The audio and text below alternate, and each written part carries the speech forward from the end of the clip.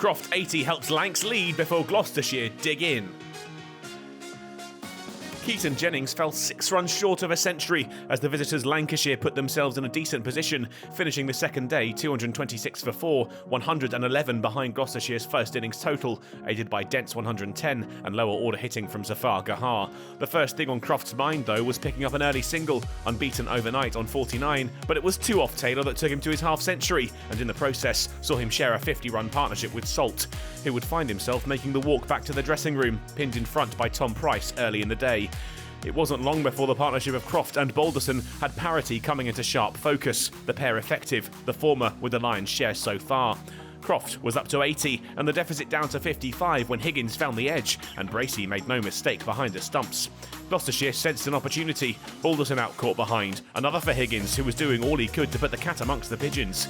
Wood pulled emphatically, 300 on the board with 4 off Payne, and the pair were still together at lunch, 317 on the board, parity now just 20 away.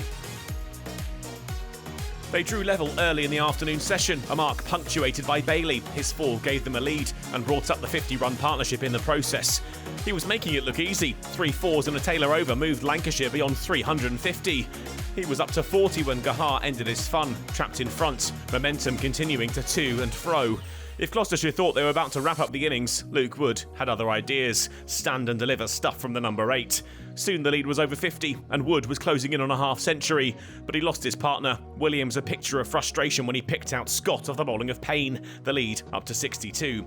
Wood found the runs he needed for his half-century, up to the mark off 108 balls. That raised Lancashire on top, but only just. Payne finished them off, Wood the man to go, caught by Scott for an even 50. Lancashire all out for 402, their lead a handy 65.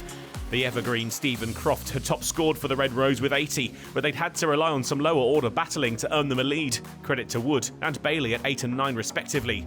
3 bowlers had finished with 3 wickets, Higgins the most economical, finishing with 3 for 55.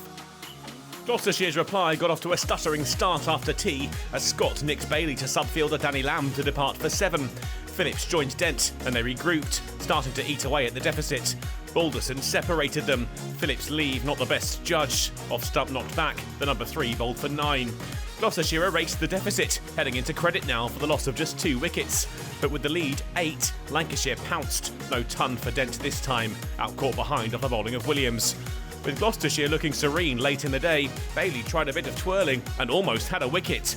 But the hosts held firm through to the close of play, their position still a precarious one. The score 99 for 3, their lead just 34 runs. Lancashire are right in the game here. A few wickets and they could prize open a window of opportunity. A win probably looks out of reach for Gloucestershire, barring a ballistic showing when they return tomorrow, but a draw isn't out of the question. Determined batting necessary on the final day at the Sayat Unique Stadium.